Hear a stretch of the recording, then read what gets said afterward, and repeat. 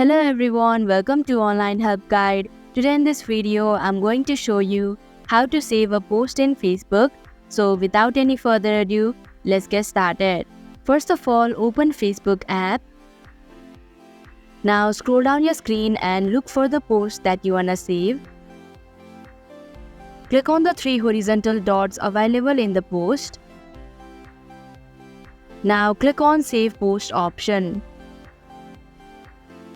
Click on the three horizontal lines in the top right corner and click on Saved option. And here you can see the post that you had saved. And that is how you can save a post in Facebook. Thank you for watching Online Help Guide. Hope this video was helpful. If it was, hit the like button and comment down if you have any questions or feedback. Also, if you are new to our channel, subscribe and hit the bell icon so that you don't miss our upcoming videos.